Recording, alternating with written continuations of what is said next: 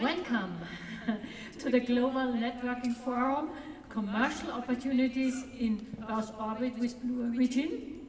I'm sure you have been yesterday the whole time listening to the press conference, you know everything about it. So there was a press conference that yesterday Blue Origin and Sierra Space unveiled its plan for a private space station called Orbital Reef. And there are already stickers. Yeah? So, so it expects to deploy between 2025 and 2030.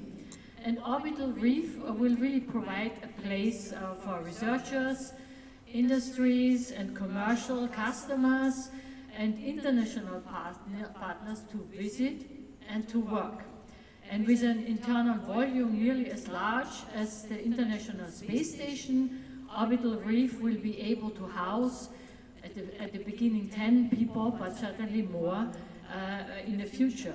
So the company's primary partner for the station is Sierra Space and a team including Boeing and Redwire Space. And I'm very happy that many of those partners are here.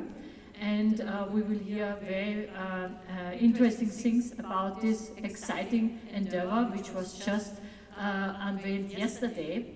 And I just want to say from the logistics, we will have opening remarks of all the Blue Origin and all the partners here, and then we will, you are able to take, of course, the usual app and ask questions over Slido. And the team, you have it blended in here, and just download the app and the session, and you will be able to send in your questions. And we have, after opening remarks and some of the major questions, you can ask your questions, and we will answer them in the remaining time scale. So thank you very much. And I would like to introduce the speakers of today. This is Brent Sherwood from Blue Origin. It's Janet Cavandi from Sierra Space, John Mulholland from Boeing, and Mike Gold from Redwire Space. And I would like to give the first possibility for remarks to Brent. Okay, thanks Pascal. This is on, I think I can hear it. Thanks all for joining. Exciting topic for us. We're very pleased to be here at the IAC to talk about this and certainly get to your questions. I only wanted to take just a couple of minutes and summarize some of the most important points that we would ask folks to focus on. I'm sure there'll be lots of questions about various aspects, but there's some things that we think are really fundamental that we'd like to convey. First, as you know, Blue Origin's philosophy and reason for existence is to reduce the cost of access to space and open the resources of space for humankind. And the reason for that is that in the long term, it's the only way to enable unlimited growth of civilization, because the biosphere that we inhabit here has a limited carrying capacity that we're already stressing. So it's not about moving humanity someplace else, it's about preserving what we have here, yet still allowing humanity to expand in the future. So that's a heady vision. But to get to millions of people living and working in space, first you got to get to thousands. Before that you got to get to hundreds. And so we're at the stage where we're starting with dozens. And this is really a first step, a first major step on that path. I would say also that the NASA and its peer agencies have invested over the last half century in the fundamental technologies for traveling to and in and through space, and also living and working in space, the basics. Now it's time for commercial industry to follow in the wake of that exploratory path and develop commercial opportunities as the frontier moves out. The rate of progress at which we can do that really depends on investment. And the rate of investing depends on business cases. What that means is that we need to deliver on the requirements we understand from the existing markets, which are fundamentally based on research, but also promote and serve the needs of the potential future markets that have real growth potential. And so we kind of named 3 market segments as we think about orbital reef. The first is the work that governments do and will continue to do and need to do, but that doesn't just mean existing spacefaring agencies, for example. It means new spacefaring nations, nations that have never had an opportunity to really be in space before. We want to open that up. Second is whole new industries that have never really had an opportunity to make use of the space environment. Things like media, advertising, entertainment, sports, gaming, all of these other kinds of industries, in addition to the manufacturing things that we all hope will find killer apps and then expand. And the final one is humans traveling in space, experiencing space. We want to make that available to increasing numbers of people as rapidly as possible. Those 3 markets then drive requirements that are very different from the requirements that went into the creation of the International Space Station. They subsume them or include them, but they go beyond them, and that's what orbital reef is about. What we're doing is adapting standard terrestrial real estate development practices, and so that's why we call it a mixed-use business park. All that means is common infrastructure that's provided so that tenants or users, customers, can not have to worry about all of the complications of getting there, flying a vehicle, operating a vehicle, and all those complexities and costs. We keep that on the infrastructure side, and that's what we handle, to lower the bar as much as possible for existing actors and new actors as well. Let's see.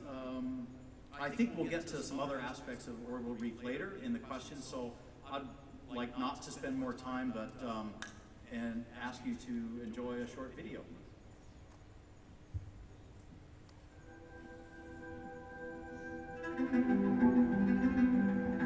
There have been dreams for a very long time of robust commercial activities in space with growing populations and so forth. Now we have access to systems that cost less to launch and land, and we now understand how to build destination systems that last for a long time.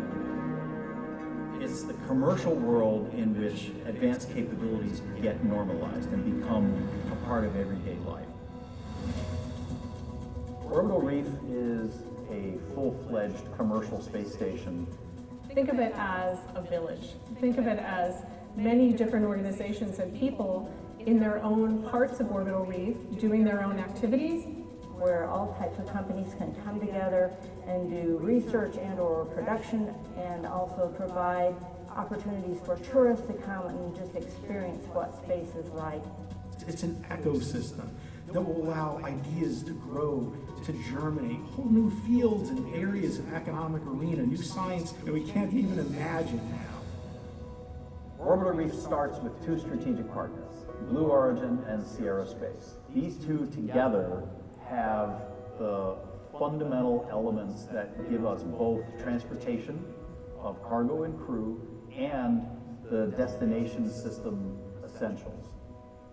In addition, we have a set of expert teammates, which includes Boeing, who will be developing our research module. We'll be providing crew and cargo transportation with the Starliner, and when the orbital reef is operational, we'll provide all of the operations and maintenance necessary to sustain the orbital reef. Genesis, who are developing the single-person spacecraft for suitless extravehicular activity. ASU is going to bring together this international group of 14 universities to work with Orbital Reef on the ethics and guidelines of research, on how we can bring to bear all of our expertise. And Redwire, who provide in space manufacturing. Leveraging the microgravity environment to push new science, new discoveries, and new commercial applications. We're working very hard to make sure that Orbital Reef is not just for the entities that have had access to space so far. It's intended to be humanity's footprint in Earth orbit, and that means all the nations and companies and peoples of the world. I think that Orbital Reef offers us an opportunity at this point in history to really approach the next frontier as humans and to expand beyond the surface of the planet. Maybe there's a company that wants to manufacture materials in space. Maybe there's a school that wants to send an experiment up. Maybe there's a nation that's ready to send someone into low Earth orbit to inspire their entire nation. It's limitless, the implications of microgravity research, development, and manufacturing. Every aspect of our life, of industry, of science, will be impacted by the discoveries that we make on Orbital Reef. This unique environment that's only a couple of hundred miles away from us is both transformative and accessible. It's incredibly exciting.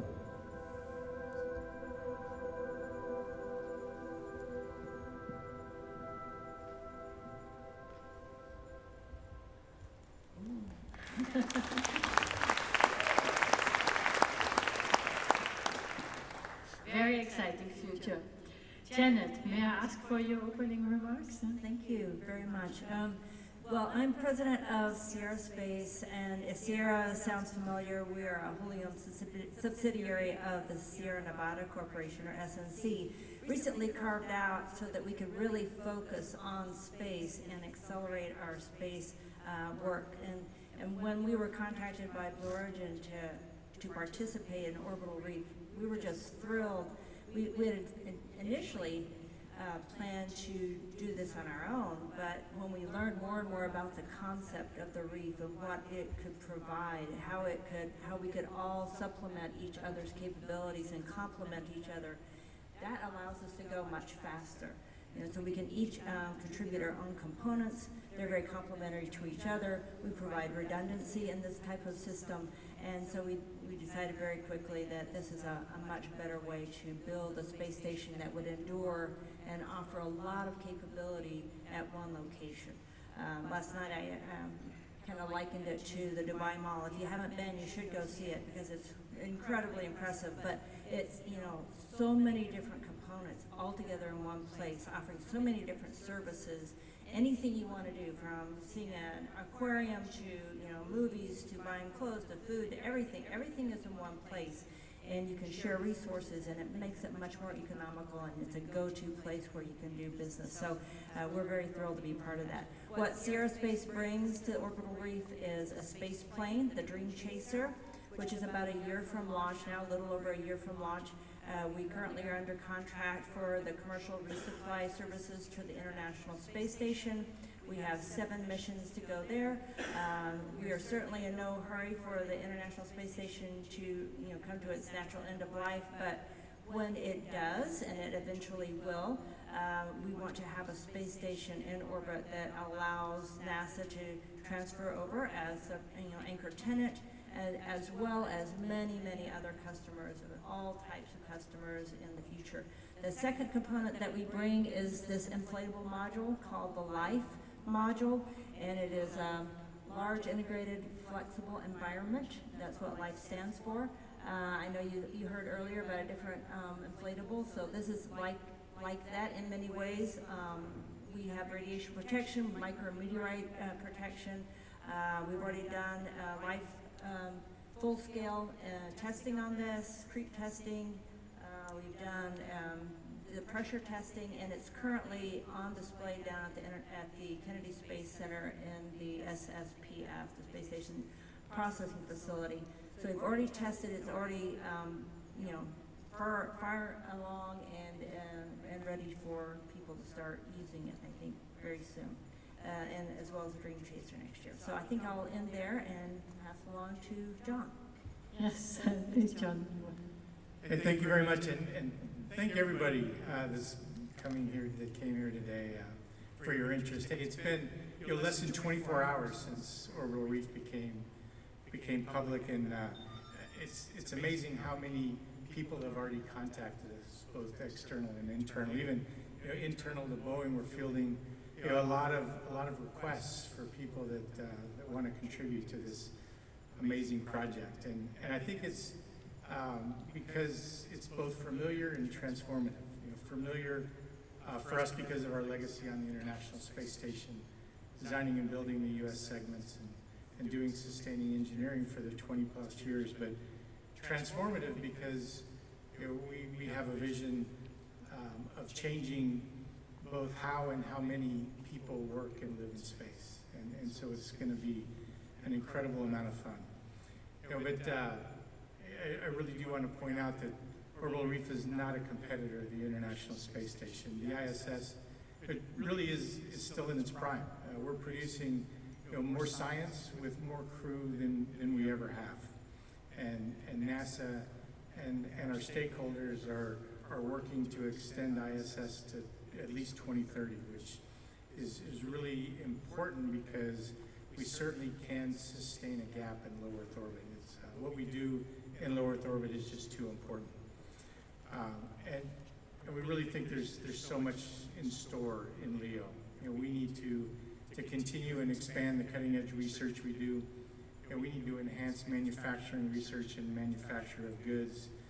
And we need to enable business and research opportunities that we don't even see right now. And Orbital Reef is well positioned to do that. So Boeing will provide the research module, as Brent mentioned. We'll be doing operations and maintenance for the reef once it gets fielded.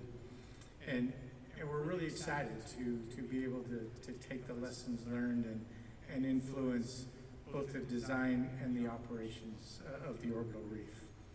And then, of course, we'll use Starliner for crew and cargo transportation. So I'd just like to close by thanking NASA. NASA is responsible for laying the groundwork that enabled this opportunity, both for the combined success of the International Space Station as well as establishing the CLD opportunity. Thank you very much, and Mike, for the last remarks. So as John mentioned, it's been just about 24 hours since the announcement. I've had about 1 hour of sleep since then. So if I say anything too crazy, it's the jet lag talking at this point. But what I am certain of is Redwire is so honored to be a part of just what's a singular coalition to birth the orbital reef. The microgravity environment presents an entirely new arena for commercial and scientific development. Through microgravity, we're going to be able to develop new technologies that will substantially enhance global communications. We'll develop new medicines that will heal the sick, new crops and agriculture that will feed the hungry. We go to space not just to discover, but to make life better here on Earth. And that's what we're going to accomplish with the orbital reef. We mentioned the International Space Station, and at this very moment, 254 miles above us, Redwire has printers and payloads that are establishing the foundation for this technological revolution that's to come. And I truly believe that the companies and the countries that master microgravity, research, development, and manufacturing will be the economic leaders of the future. And we're so proud to be part, again, of that opportunity. Redwire will not only be at the heart of orbital reef via microgravity, research, development, manufacturing, but we look forward to also assisting to transform the dream to reality with hardware such as our rollout solar arrays, which we developed in partnership for our customer Boeing, and are powering the International Space Station today. Again, you see how there's a direct line from the work being conducted now on the ISS that will be utilized and grown and brought to fruition on the orbital reef. We're also proud to contribute our digital engineering capabilities, and so grateful for Bloom for having the foresight to bring that new technology and capability to the forefront, which will, before a single piece of hardware is launched, will have a digital twin that will make things more efficient, affordable, more space. And I also just want to close by saying it's so terrific that the platform for the Orbital Reef announcement was the International Astronautical Congress. That just like a real reef here on Earth, Orbital Reef will touch so many countries from across the world. And this station will not just be an American station or a Blue or a Boeing or Sierra station. This will be the world's station.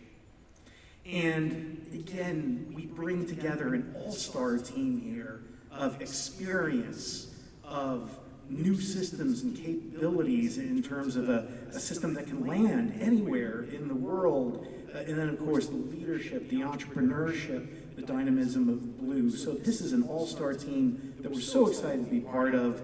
And with this team, I believe that Orbital Reef will bloom, spreading opportunity and entrepreneurship throughout the sea of space.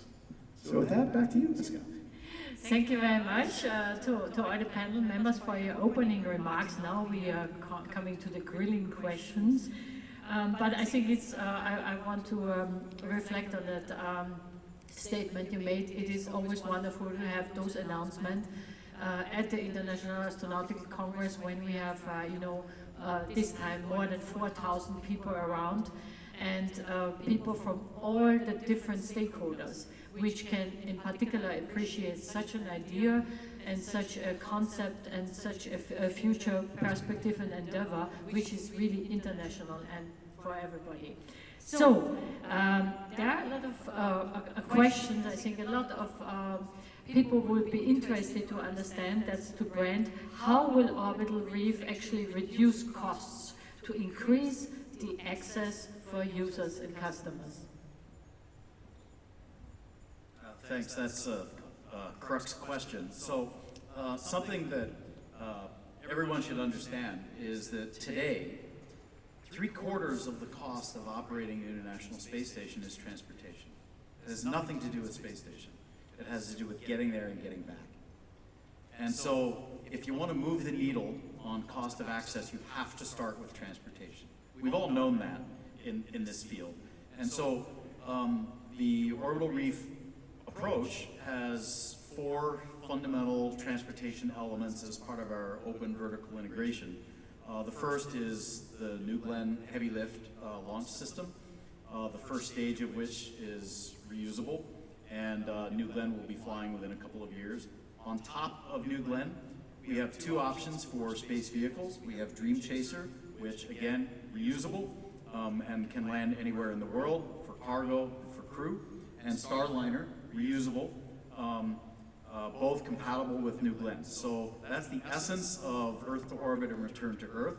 And we also have a 4th element, which is what I call the last mile tug, that provides a lot of operating capability to and around the station. That's also being developed by Blue Origin. So reusability is number 1 to get transportation costs down. Second is the development of the space-based elements, the destination elements, is all based on technologies that have been demonstrated for the most part. There's not the same kind of invention required that there was to develop the International Space Station. So now with the lessons that we have that are brought in directly by Boeing from having built and still operating the station, we know what to do differently the next time, and that's for Orbital Reef. This is really, really important. Our industry is full of examples where systems were developed very expensively, operated, they were kind of developmental, and then the next system isn't the second generation of that system, it's something completely different. This is not that. This is directly leveraging the lessons learned from building and operating the space station for the next space station. So those 2 components together are the essence of a cost structure which reduces the cost of access for our customers. Thank you very much, Brent. And to you, Janet. You talk about Orbital Reef opening access to space, and who are some of the communities you are hoping to welcome on Orbital Reef? Well, thank you. Yes.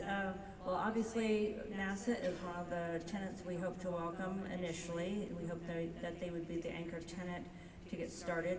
Once the International Space Station, we start transitioning to commercial and the ISS deorbits, and then we hope that the NASA astronauts will be our initial tenants there. In addition to that, we're opening up the opportunity for all of NASA's international partners to continue to participate on the space station, as well as countries that have never had the opportunity to fly in space, either because they weren't part of some of the current partners that NASA has, or didn't have the capacity to launch their own vehicles or own people. So we want to make sure that this is available for all countries who want to put astronauts or experiments up on the space station, this new space station. We would hope to welcome scientists who want to do microgravity research, who want to do printing capabilities in microgravity. We're learning all the new ways we can do manufacturing in space.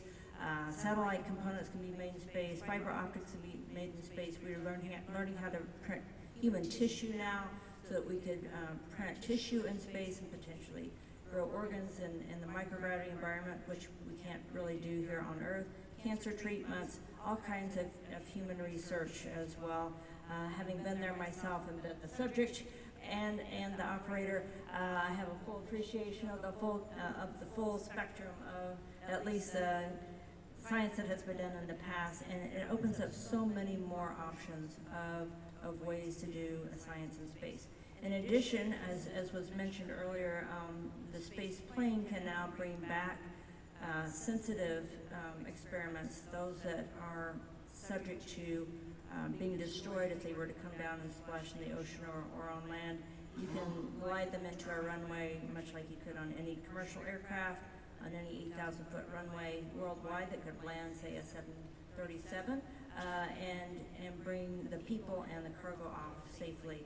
If we had a medical emergency on board, at any point in time, we could bring the crew down and land at the nearest runway where we get them down to and keep them safe in that manner. So those advantages are evident with this capability as well. And then Brent mentioned the ability to take tourists, to take people who want to film in true microgravity in space, have a giant green room up there that artists could use to create movies with real microgravity. There's just a whole array of capabilities in this new space station that will be available that has not been available in the past. Thank you very much, Janet. Now coming to shaping policy, question to Mike, a topic which is discussed in many sessions here at the IAC and elsewhere. The current space policy regime was largely formulated in the 1950s for national space agencies and not for commercial actors. So what needs to change to allow for a really vibrant ecosystem in low Earth orbit? Of course, as the recovering attorney, I get the space law question. And all right, all you engineers in the audience and even on the panel, cover your ears. Because I'm going to tell you that the space policy, the legal, the financial issues are as challenging, if not more so, than the technological hurdles that we face. There's no rocket equation for Congress. I will begin by saying that space law has a good, strong spine in the Outer Space Treaty. The Outer Space Treaty is over 50 years old, doesn't look a day over 35. And the reason for that is it's a treaty of principles. The Outer Space Treaty wasn't prescriptive, that it just had high-level objectives to achieve that remain as relevant today as they were in 1967 when it was drafted. To me, one of the largest challenges that we have in terms of what was done in the 50s and 60s and where we are today is there's no seat for companies at organizations like United Nations Committee on the Peaceful Uses of Outer Space.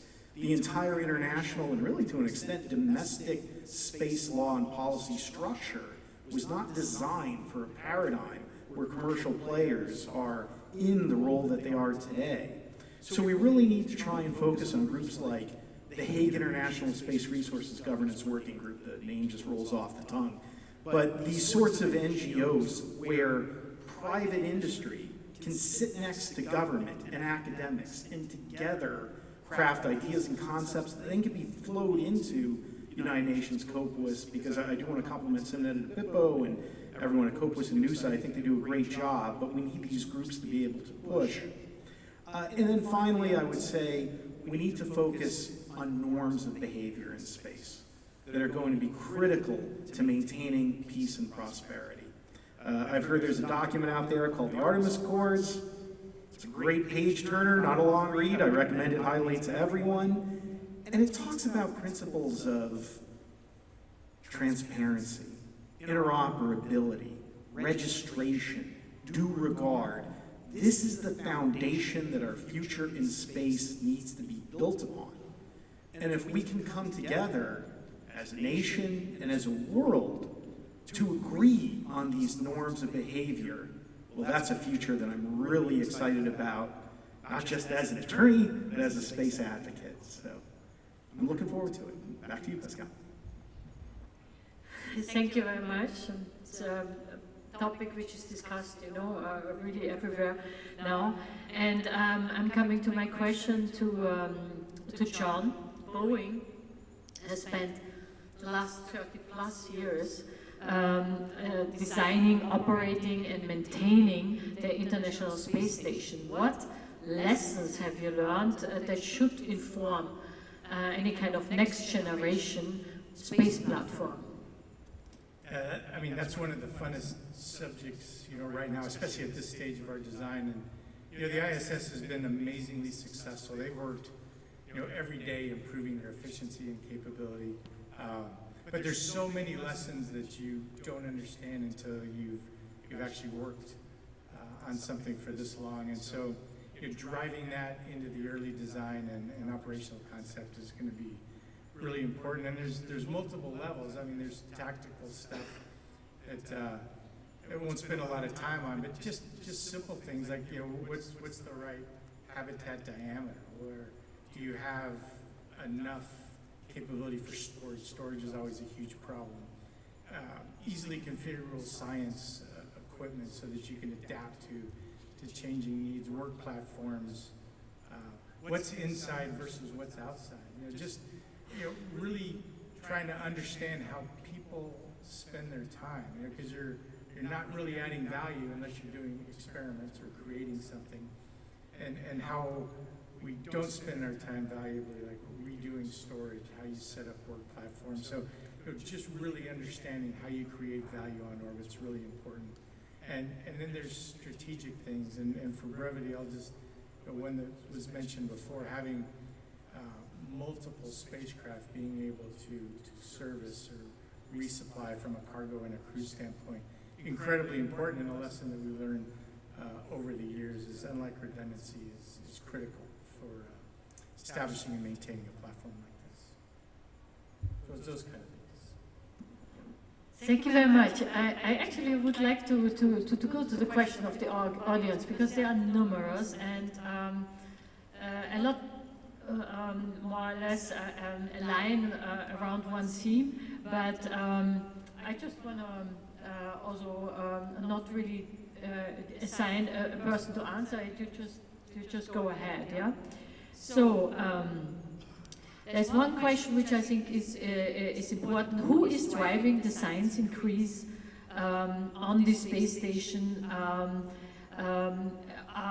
What are your new customers for this science increase? Like for instance, a community which has been working on an International Space Station. Do you assume that these communities will also use an orbital reef? I'll take a first stab at that. So one of the most fundamentally important things about the International Space Station is that it has been international. And as NASA proceeds with its strategic plan to focus its resources outward on exploring the moon and going on to Mars, it's very important, critically important to us, that we not leave our current international partners who also conduct a lot of research in space without a place to be or without a way to do that. So Orbital Reef is meant to be international in that regard. So there's the same, to extend the analogy, I'll say the same raft of customers who currently do work in space, and that's the basis. That's the market which is understood. We know how big it is. We know what those budgets are. We know how to meet those requirements, support those needs using modern equipment in a next generation station. That's very straightforward. Hard work, but straightforward. What's equally interesting, though, is finding ways to develop new research customers who really have not had ready access or easy access or lowered barriers to entry, and bringing them into the fold as well. So this is all about the theme of increasing access. And we believe that there are many nations who would operate in space if they only could. And in addition, there is the promise as we shift from simply basic research to applied research and the development of new products and the scaling up of the manufacturing of those products, there will be customers, for example, who may be consortiums of certain industry groupings who together now commercially can invest in the infrastructure that they need to do their own work, not just government-funded, government-sponsored research, but company-sponsored or foundation-sponsored research as well. Okay, thank you. That's actually a question directly for Janet. Can you please elaborate on how, oops, of course, it always jumps in when you ask the question, then it jumps. Can you elaborate on how you reached the decision to join Orbital Reef? Did you bring with you any partners, and what was the reason really to join? I think that's what the audience wants to know. Yeah, so that really good question. We did have the Life and the Dream Chaser previously, and we could have gone on our own. But when I first talked to Brent about the concept, and he explained how we could all work together to create a much larger capability that would be more complete. As he mentioned, the new Glenn will provide launch capability. Sierra Space didn't have its own launch capability. We had a spacecraft that could land on a runway. They didn't have that. We have a Life Habitat. They were providing the core with the solar arrays and the power capability and the infrastructure there. We partner with our other components here that bring also capabilities that we didn't necessarily have, and redundancy that John mentioned, which I think is critical. Anyone who's been at NASA and working in the space business for a number of years realizes the criticality of having unlike redundancy. So inevitably something is going to go wrong with some component of a vehicle, whether it be a transportation component or on-orbit component. As long as you have a non-similar redundancy, you can keep going. Just because one launch provider goes down doesn't mean you can't use another launch provider. Just because one vehicle goes down, it doesn't mean you can't use another one. So we will always be able to access the space station. If one module were to go down, we have other modules that people could use. So the concept of being able to be sustainable and to attract many more customers, I think, this way, and offer all the services from habitation to manufacturing, to research, to entertainment, to a hotel and space, and transportation, choices of transportation for all those customers, just really, to me, sold us on this consortium on making this much more achievable, sharing the cost, sharing the, spreading out the responsibilities, doesn't put all the pressure on one company, but actually we share all of that now. And I think that's just a much more reasonable way to go. Thank you very much. You answered actually quite a number of questions which I have here in your answer. Thank you. So, 3 key selling points to non-believers of space exploration, tourism, and commerce. That's a question for Mike. 3 key selling points for non-believers of space exploration, commerce, and what was the third one? I'll do the first 2 and then remind me what the third is, because I'll forget what the third one is anyway by the time I'm done with those. And tourism. Tourism, okay. So I was being interviewed when I was at NASA by the BBC, and they were saying, shouldn't we invest in issues like climate change rather than waste money in space. And it got me so frustrated because I was saying, we wouldn't even know about climate change if it wasn't for space capabilities. And it is one of the most important areas to invest in if we're going to overcome these issues. And I think it's incumbent upon us, it's terrific we talk a lot at IACs and conferences to each other, but we really need to do a better job of getting out there into the public to explain these benefits. So, beginning with space exploration, I mean, has anyone used these things before? Well, here's something you wouldn't have without space exploration. And by the way, you wouldn't have the satellites to be able to connect it and hear it. So much of our technology and our entire modern lives are based on the systems and advances that we made through space exploration. Literally, our entire modern society is dependent upon it. And in terms of commerce, as we mentioned before, now with Orbital Reef, we are going to be able to access, as I mentioned before, a unique arena that has never been available to us before. And while I talk, and you'll hear others about Z-band fiber or biotech advances or other microgravity applications, I guarantee that what's going to drive this industry is something we're not even thinking about right now. It's the unknown unknowns, the undiscovered country that I'm so excited about that we will be able to pursue due to the Orbital Reef platform that, yes, will make discoveries and enhance science and space exploration, but the impact on Earth and enhancing our daily lives will be even better. And then finally, relative to tourism, I'm just taking the opportunity to vent here. I despise this narrative that, it's billionaires joyriding in space. The investments that people like Jeff Bezos are making in space is critical to improving, again, every aspect of our lives on Earth. The low-cost transportation systems that will launch satellites that will help us deal with climate change, that will enhance global communications, that will let us fight disease and poverty, illegal activities. It's wonderful that people with the resources are investing in something like this that's going to help our daily lives. And yes, maybe you have people going up and enjoying it, but that happened at the beginning of aviation too. And I think aviation was pretty important for all of us. None of us would be here without it.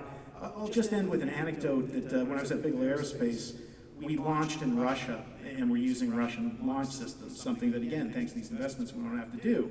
And my Russian colleague commented to me, you're billionaires, you create space companies. Ours just buy yachts. Well, I prefer the space companies to the yachts any day.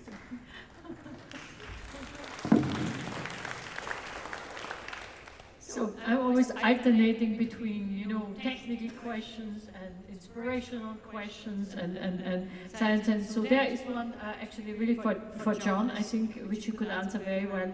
The ISS has very strict standards of safety to utilize. Are there any differences about it, in building Orbital Reef? Yeah, I think we've all learned the lessons on what are the right safety standards and requirements for humans, both on the orbital reef and for the spacecraft that go to and from orbital reef, and pulling in those lessons learned, I think is really going to be fundamental. But at the same time, right, they've got to be applied for the specific designs that we have. But that's what's so important about the teaming structure that we have is with the Dream Chaser, with the Starliner, we're going to have systems that are fielded that already meet all of the NASA safety requirements.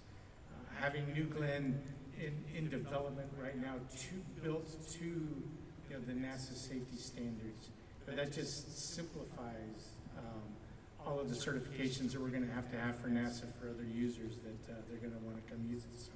So yes, I mean we've learned so much. We've all contributed to what those standards are, and it would be very short-sighted to kind of throw those out and go in a different direction. Thank you very much. I'm so fascinated by the number of questions and all the topics. I'm sure that you will have probably to stay a little bit in the room and answer the question, because it's not possible that I can go through the time with all of them. But there are some questions which I think are very simple to answer. What will be the orbit of orbital reef? So we're at the beginning of the program, but you have to start someplace with assumptions. And so point of departure for the work we're doing now for orbital reef is essentially the space station orbit, 51.6, average orbit altitude, maybe 500 kilometers. I'll just say a couple of words about why. As a point of departure, it makes sense for a couple of fundamental reasons. If we're launching New Glenn from the Cape, we certainly don't need to go to 51.6. We could get higher performance if we went to a lower inclination. But at 51.6, you fly over most of civilization, most of the population centers of Earth. For a tourist, being able to fly over home is probably very important.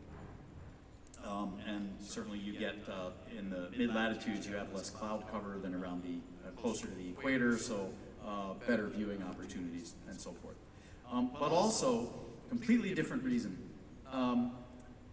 Being compatible with the space station orbit gives the community, not just us, but the whole community, the opportunity to salvage or transfer equipment that has been invested in for space station that itself is not at the end of its life when station gets to the end of its overall vehicle life.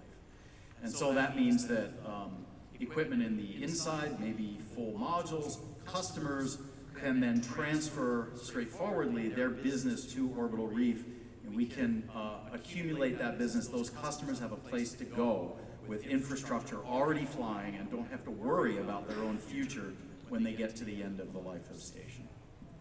Thank you. So this is a question I'm not attributing to any particular speaker, but it comes in many different versions here.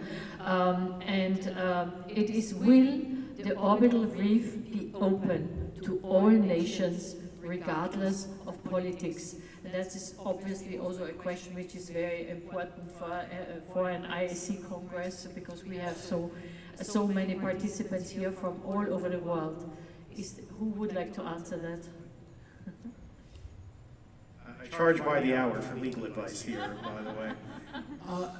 So again, part of the reason that we're announcing orbital reef here is because the intent is to have as global a station as possible, to reach as many countries as possible, and to continue the proud legacy of the International Space Station. To be clear, the ISS is a pinnacle of human technological accomplishment, but of equal importance was the diplomatic effort that created that station. And I think we far too often, even in the space community, take for granted that for over 20 years, there's been a station built by an international coalition with a global group crewing it. That's an amazing accomplishment, which deserves a Nobel Peace Prize, and I will never stop harping on that point. And what would be a tremendous failure is if we were not able to continue that amazing legacy of international cooperation. So with Orbital Reef, we're not just focused on the technology or the science, but bringing the world together and keeping that torch lit that the International Space Station started. Relative to the entire world, we'll be as aggressive as possible to bring as many countries in as possible. Although as your attorney, my caveat is abiding by all relevant export controls and other national laws that we must abide by. But I do believe that our world is expanding in space and that we're going to have more opportunities to deal with more companies and more countries, and Orbital Reef will be the vehicle to realize, again, not just the dream of the ISS, but expand it to even more countries. Please. I just want to quickly add, this global outlook that Mike's talking about is why it is so important that the architecture you see for orbital reef is large. So you might wonder why, for the NASA requirements that are published today, why is this thing so big? Why is it so close in volume to the space station today? The reason is capacity. It's not enough to answer the requirements of one agency. We have to have capacity to accommodate everything that's happening on station today, plus the markets that we intend aggressively to grow. That's really important for the business to be viable as a business. Thank you. There's a question which I think is important. Who will be taking the responsibility of the operations of orbital reef? For instance, like mission control centers. So Boeing will, similar to what we do on the International Space Station, so we'll have the sustaining engineering and operations, but as a true team, right, we're all going to be working this together. Good. And for you, Janet, how will you engage the public with outreach so that public actually really also understands the importance of the system? Well, we've been starting here, and last night, but it's sort of what NASA has been doing for a very long time is outreach to explain the purpose of research in space, how we benefit, how we reach out through STEM opportunities to help encourage students, future university students, to go into aerospace research or biological research or any types of manufacturing and engineering research that can be done in microgravity so that we can benefit back here on the Earth. We also want to enable exploration too, so any research that can be done on humans that can be extended to future living locations on the moon or Mars, that's also part of any kind of space research. We've got a couple of decades worth of research on human exposure to microgravity, radiation, and those kinds of things, which we will continue to apply, as well as any other kinds of research here on the Earth. So it's just getting out there, talking to students, talking to universities, talking to scientists, and really helping to expand that knowledge. One of our partners who's not up here on stage with us today is Lindy Elkins-Tanton. You saw her in the video at ASU. And so part of the function, one of the most important functions of our University Advisory Council is to coordinate STEM outreach, which universities do so well. And so that's a coalition of, a global coalition of over 15 leading research universities to participate in that and actually lead that for us. And I'm very happy to say that the International Space University is one of them. I'm combining now two questions because we have 5 minutes left. I'm combining two questions, and it's like, who will be the initial occupants, employees or partners, private astronauts, and how will they actually be trained to be astronauts and be selected for orbital reef? Can I try a little bit? So this is actually such a flexible environment. So this is one of the reasons I was really attracted to the concept of orbital reef is we can do all of the above. Everything you mentioned, we can make possible. If a company wants to provide their own astronauts in their laboratory and they want to rent laboratory space, they can do that and train we can help train those scientists or engineers to manufacture or do the research in the microgravity environment. If they would prefer to have professional astronauts who are already employed by Orbital Reef do the experiments for them, and you train the scientists to do the research, much like the ISS does today, we can do that as well. We can transport tourists back and forth. There could be choices, for instance, we talked about international partners. Say an international partner wanted an entire module just for that country, and they wanted to live and work in one module, and maybe they had IP research that they wanted to protect. You could rent, say for instance, a life, you could live there, we have habitat capability in there, you have payload capability in there, manufacturing capability. You could just make one whole life vehicle put your country's flag on that, and that would be your module. If you want to participate on a smaller scale and put multiple payloads in one research facility, the Boeing's research module is an ideal location for that. You can put individual components and do that. We can do filming in either the core module or there's just so many opportunities. You can mix and match, use your people, our people. Any combination of that is possible with this. Very short question. Short question to John. Will there be astronaut rotation that carry out daily activities like science and maintenance like on the ISS? Yeah, I think we'll have to have a standard crew that takes care of all of the maintenance and sustaining that you'd have to have.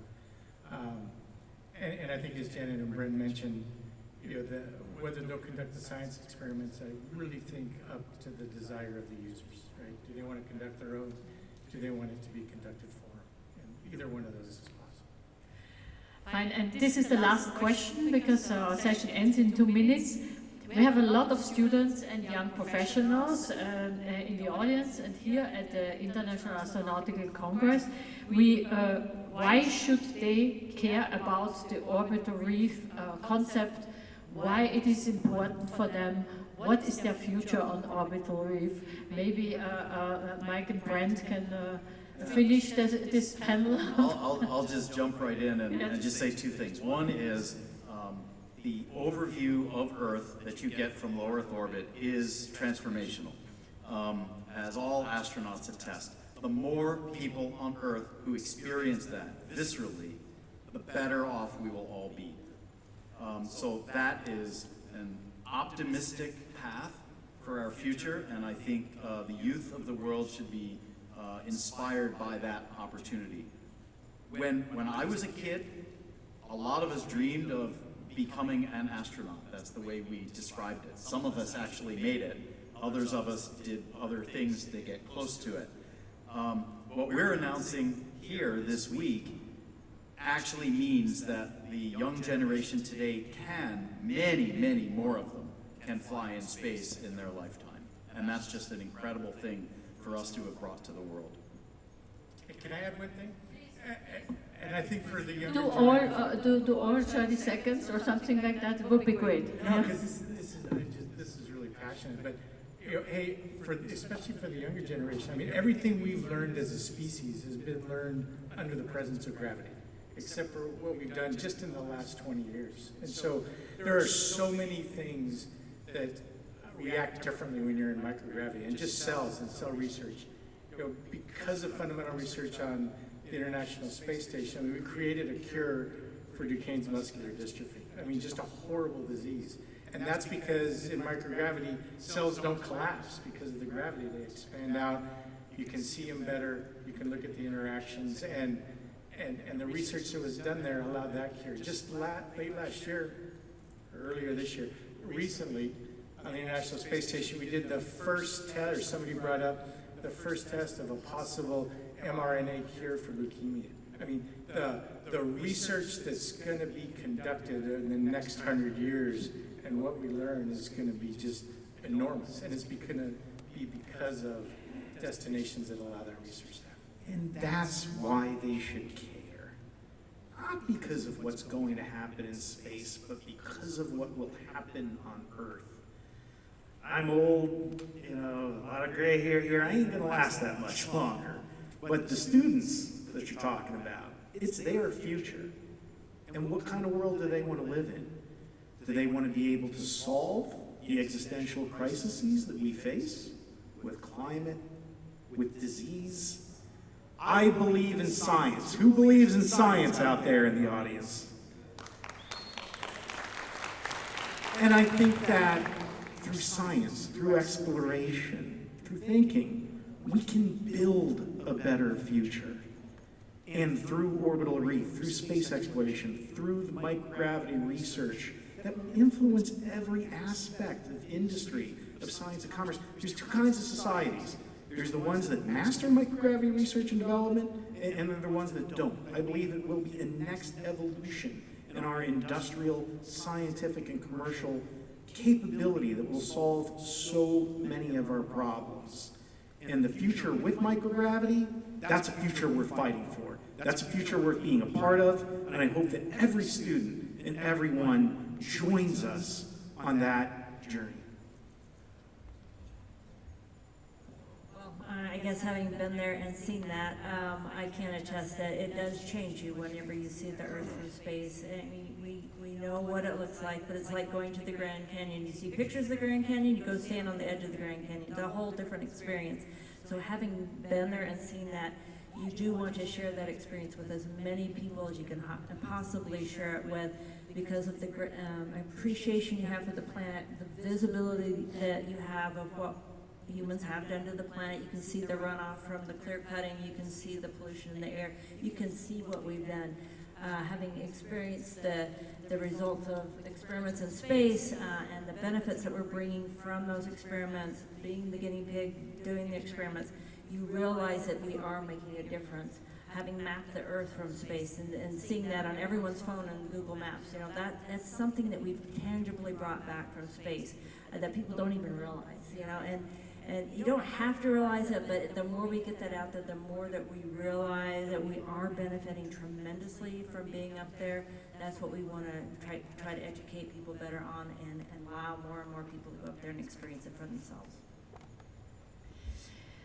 Thank you very much. I want to say to the audience that I was not able to go through all the questions. There were so many questions, and I'm sure that the panel will stay available, you know, for some questions. Just grab them on the fly before they go down the stairs or after. And I want to thank the audience to being so active and asking so many questions. And apparently the topic is really, really interesting. I can just say I have been working a lot on the International Space Station in low Earth orbit. There are over 3,000 experiments which have been performed. There is a large worldwide community for microgravity research, and they are looking for new venues and new opportunities. There is so much great research done in all kinds of material science, physical science, medical science, and we need all this research for us, but also for going into deep space. And I want to give the last word to Brent Sherwood from Blue Origin, but I want also, let me just do that and then Okay, thanks Pascal, and thanks to my partners. I just very quickly want to say it's called Orbital Reef because we envision this as the infrastructure that enables the development of a robust ecosystem of businesses. Individual businesses, large and small, buying and selling among each other. That's what economy is. What we need to do is put that in space. That's what we're really all about here. So think of where you are this week. You're in a city of the future built in a desert.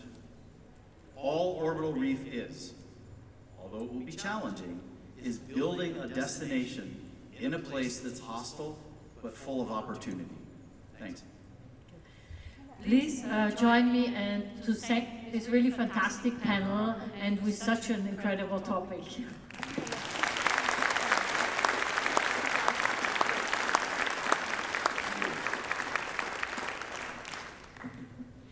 And I think you are available to answer some questions which we could not be answered. Thank you very much.